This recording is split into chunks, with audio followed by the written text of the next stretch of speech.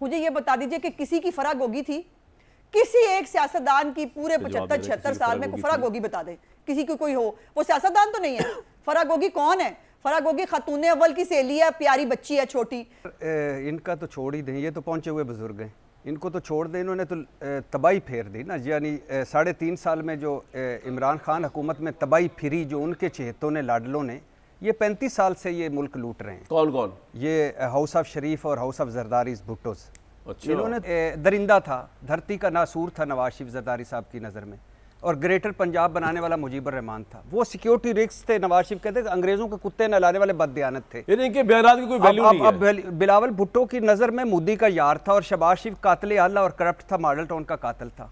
ये तो मुबारक उस्मा साहिबा, 2-4 अतात आरिफ साहब जैसे रखे हुए हैं, वो प्रेस करप्शन में एक वोट पे आगे। क्या फराक होगी, क्या जरदारी साहब जिनको आप कहते थे, क्या आप लोगों पे जो केसेस है? पंजाब का जो डाकू था, जो पंजाब को लूट के खा गया था, जिसका नाम परवेज इलाही था, उसके तो कंधे के ऊपर पूरी हुकूमतें दो चलती रही है, एक पंजाब की भी और एक वफाक की भी। जी जी कामरान, मुझे जी जी, आप बोले। हम तो गुनहगार जी कि हमने जरदारी साहब ने हमारे बारे में कहा, हमने उनको कहा तो हम उनके साथ। आप कह रहे हैं कि जी हमने 16 महीने की हुकूमत जो है वो चलाई है इकट्ठे होकर, लेकिन जो 3.5 साल की हुकूमत बनी और वो फिर चलाई गई, उसके ऊपर आपको याद ही नहीं है। भूल गया कि पंजाब के डाकू के हवाले, पंजाब के डाकू के हवाले पूरा पंजाब किया हुआ था। पंजाब आप क्यों उस लेवल पे गिरना चाह रही है अपने डिफेंस के लिए? आप अपना डिफेंस और देना, आप बड़ी अच्छी वकील हैं आप।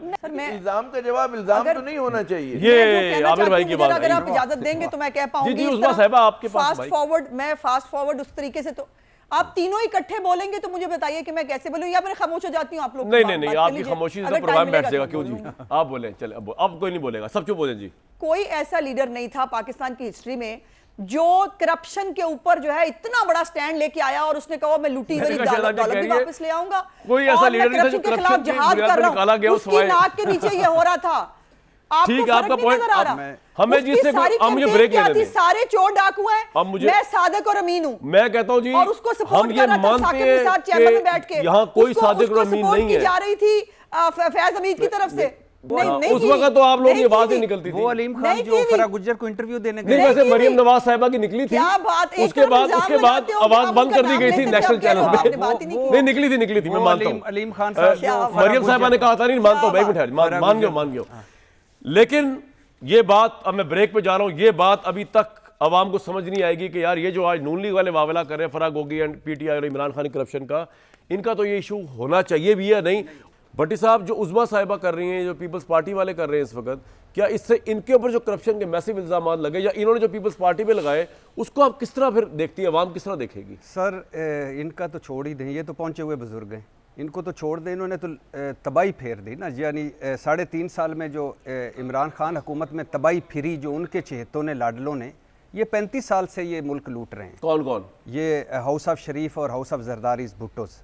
अच्छा। इन्होंने तो बर्बादी फेर दी ना, हमारा कख नहीं रहने दिया। अब सोचिए, ये दरिंदा था, धरती का नासूर था नवाज शरीफ जरदारी साहब की नज़र में, और ग्रेटर पंजाब बनाने वाला मुजीबर रहमान था। वो सिक्योरिटी रिस्क थे, नवाज शरीफ कहते अंग्रेजों के कुत्ते नहलाने वाले बददियानत थे। इनके बयानात की कोई वैल्यू नहीं है। अब बिलावल भुट्टो की नज़र में मोदी का यार था, और शहबाज शरीफ कातिल आला और करप्ट था, मॉडल टाउन का कातिल था।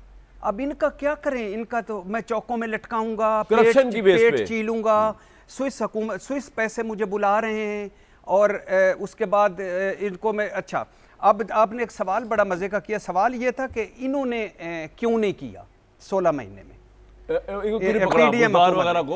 इसलिए कि भाईजान ये वो लोग हैं जिनकी नजर में जहांगीर तरीन बहुत बड़ा डाकू और करप्ट था, और आज लाई बन सकता है। नहीं, हमजा शहबाज घर पहुंचे हुए थे जब वजीर आला बनना था, जफियां मार रहे थे वजीर आला बने। और ऑन चौधरी से नवाज शरीफ साहब अगर 10 दिन ना मिले तो मुझे लगता है बड़ी दूरी हो जाती। चौधरी के लिए जो साया था ऑन चौधरी को भी, वैसे एयरपोर्ट में भाई चौधरी आप सुन रहे हैं तो आपको सलाम है, वैसे कमाल है। मास्क पहन के मैंने बचा लिया था। और इमरान खान के डिक्लेयर्ड और अनडिक्लेयर्ड असासों में बड़ा फर्क है, लेकिन कभी बात नहीं हुई मरियम नवाज के तो असासे ही कोई नहीं थे, ना अंदरूनी मुल्क ना बैरूनी मुल्क, और पौने अरब के असासे निकला। अच्छा, आपने पूछा सवाल, ये मैं जल्दी खत्म करके, इन्होंने क्यों नहीं किया? इसलिए कि शहबाज शरीफ साहब और हमजा शहबाज पर फर्द जुर्म आयद होनी थी, वो वज़ीर आला वज़ीर आज़म बन गए। इसलिए कि शहबाज फैमिली ने टीटी स्कैंडल से जान छुड़वानी थी। ये बिजी थे उन चीजों में। इसलिए कि जरदारी साहब ने 35 अरब जाली अकाउंट्स मनी लॉन्ड्रिंग से जान छुड़ानी थी, इसलिए कि नवाज शरीफ साहब बच्चों समेत मफरूर थे, इनके दाग धोने थे, इनकी वापसी करवानी थी, इसलिए कि मौलाना साहब ने अपने बेटे और चहेतों और लाडलों और समधी को इख्तिदार दिलवाना था, इसलिए नैब खत्म करना था, ईवीएम खत्म करने थी, मन मर्जी की कानून साजियां करनी थी, मन मर्जी के फैसले करने थे। इनको क्या लगे ये मुबारक हो उस्मा साहिबा, दो चार तारड़ साहब जैसे रखे हुए हैं वो प्रेस करप्शन में एक वोट पे आगे, क्या फर्क होगी, क्या जरदारी साहब जिनको आप कहते थे, क्या आप लोगों पे जो केसेस है, ये मुतमईन नजर चल रहा है इस वक्त। जी मैं अब गुजारिश कर लेती हूँ, देखिए ये आपको यकीनन ये बयानात जो है ये एक हुए हुए हैं, बिल्कुल इसमें कोई दूसरी राय नहीं, लेकिन आपको लोगों को पता नहीं सिलेक्टेड मेमोरी हो गई हुई है हमारी। पंजाब का जो डाकू था, जो पंजाब को लूट के खा गया था, जिसका नाम परवेज इलाही था, उसके तो कंधे के ऊपर पूरी हुकूमतें दो चलती रही हैं, एक पंजाब की भी और एक वफाक की भी। और पंजाब की हुकूमत जिसमें 25 जुलाई को हमारी सीटें नून लीग की ज़्यादा थी, वो हुकूमत ही नहीं बनने दी गई। वहां पर जो है वो आज़ाद उम्मीदवारों को जैसे जैसे ले कर पंजाब की हुकूमत पे शबखून मारा, वो तो मेरा ख्याल है नहीं याद ना, पंजाब के डाकू भी नहीं याद है, लेकिन बाकी इमरान खान जो है वो बाकी लोगों के बारे में जी नहीं, मैं भी अपने सवाल का जवाब दे रही हूँ ना, मैं ये बता रही हूँ कि आप हमें जो ये ताना दे रहे हैं, जी कामरान मुझे आप बोले जो ताना आप हमें दे रहे हैं पीपल्स पार्टी और नून लीग का, मैं तो आपको ये बता रही हूं कि हम तो गुनहगार जी, कि हमने जरदारी साहब ने हमारे बारे में कहा, हमने उनको कहा तो हम उनके साथ। आप कह रहे हैं कि जी हमने 16 महीने की हुकूमत जो है वो चलाई है इकट्ठे होकर, लेकिन जो 3.5 साल की हुकूमत बनी और वो फिर चलाई गई, उसके ऊपर आपको याद ही नहीं है। अब उसके अंदर में जो दूसरी बाकी पार्टियां एमक्यूएम के साथ किस नहज पे नहीं गई हुई पीटीआई, लेकिन उसका जिक्र नहीं आप कर रहे। अब आ जाते हैं दूसरी बात, आपके साथ ही बात हो रही है, लंबी बात, मेरी बात सुन लें एक मिनट। आप तो मेरे प्रोग्राम्स में इतनी आई है माशाल्लाह, और हमेशा अच्छी लगती आती हुई, आपको मैं खुद बुलाता हूँ। आप ये कह रही है कि 3.5 साल में मुझे ये नजर नहीं आया कि इमरान खान ने परवेज इलाही के मतलब, हमने तो रोज उनका बैंड बजाया हुआ 3.5 साल। मेरी बात सुनिए, आप हुकूमत में नहीं है, आपसे बात करूंगा ना मैं अभी बात कर रही हूँ। चलें जी, करें जी करें। मैं ये बात कर रही हूँ कि अगर आपको पीपल्स पार्टी और नून लीग के बयानात याद रहे, जिसके ऊपर आपने केस बिल्ड किया कि हम इकट्ठे बैठ गए, पीटीआई के भी याद रहते हैं, पीटीआई का बंदा कोई नहीं है पैनल में आज ना, मैं क्या करूं, आप है ना कि पंजाब के डाकू के हवाले, पंजाब के डाकू के हवाले पूरा पंजाब किया हमने। आप क्यों उस लेवल पे गिरना चाह रही है अपने डिफेंस के लिए? आप अपना डिफेंस और देना, आप बड़ी अच्छी वकील हैं आप। Why are you taking the shelter and rescue and alibi of PTI to defend your case? आप अपना बात बताएं। I am not taking the shelter. I am giving you the example, Kamran. वो तो हमें पता है, वो थे गलत, आप भी गलत है, फिर आप ये कह रहे हैं कि वो भी गलत थे, हम भी गलत है, तो आप क्यों पूछ रहे हैं ये बात? आप ये कह रही हैं सर, मैं इल्जाम का जवाब इल्जाम तो नहीं होना चाहिए। ये आमिर भाई की बात, अगर आप इजाजत देंगे तो मैं कह पाऊंगी। जी उस्मा साहिबा, आपके पास फास्ट फॉरवर्ड उस तरीके से, तो आप तीनों इकट्ठे बोलेंगे तो मुझे बताइए कि मैं कैसे बोलूं, या मैं खामोश हो जाती हूं आप लोग? नहीं, आपकी खामोशी से प्रोग्राम बैठ जाएगा। क्यों जी, आप बोले, चले अब कोई नहीं बोलेगा, सब चुप हो जाए जी।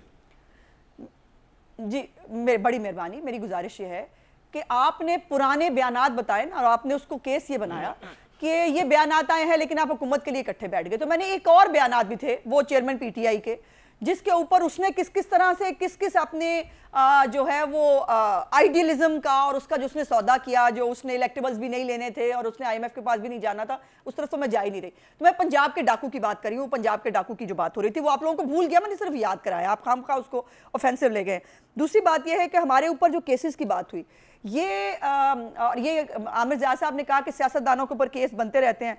मुझे ये बता दीजिए कि किसी की फराग होगी थी? किसी एक सियासतदान की पूरे 75-76 साल में फराग होगी बता दे, किसी की कोई हो? वो सियासतदान तो नहीं है। फराग होगी कौन है? फराग होगी खातून अव्वल की सहेली है, प्यारी बच्ची है छोटी, वो हमें बता चुकी हैं कि जो भी इस बच्ची के बारे में बात करे उसको गद्दारी से लिंक कर दो। ये ऑडियो उनकी मौजूद है। इमरान खान उसको खुद डिफेंड करते रहे हैं, और आप भी इस बात का आपने खुद बता दिया कि जब उनको बताया गया एक तरफ से, उनको 100 तरफ से इमरान खान को बताया गया कि फराग होगी और ये लोग मिलके क्या कर रहे हैं, लेकिन उन्होंने कहा मैंने हिसाब लगाया, आप जा ही नहीं सकते।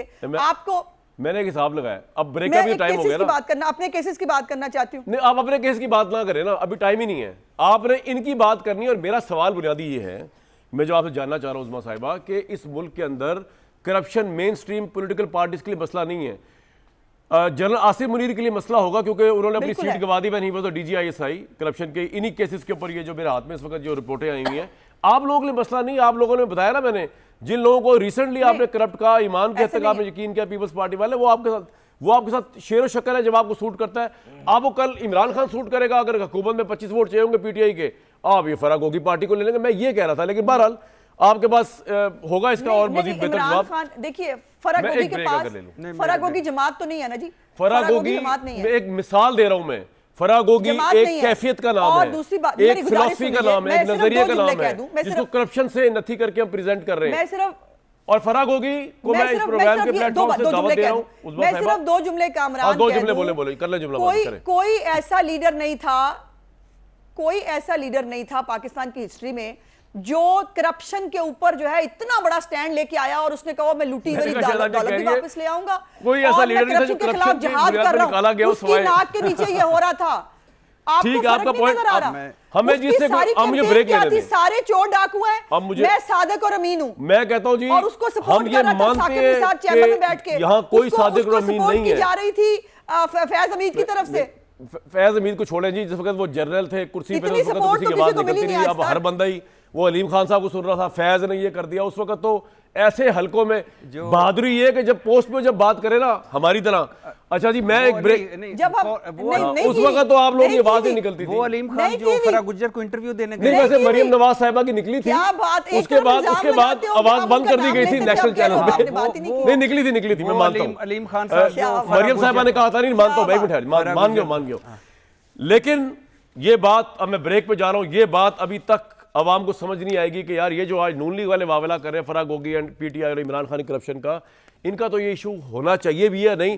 और जब ब्रेक से आप वापस, अगर आप ब्रेक से वापस आएंगे तो मैं आपको ऐसी मजीद बताऊंगा फराग होगी की तरक्की, या अल्लाह भाग लगाए पूरे पाकिस्तानी कौम को ऐसे ही। अभी तो डिटेल्स पढ़ी है मुबैना तौर पर। फराग होगी और असलम गुज्जर साहब चाहे तो आ सकते हैं मेरे प्रोग्राम में, कभी भी इल्जामात का जवाब दे रहा है जमील गुज्जर। एक ब्रेक लूंगा।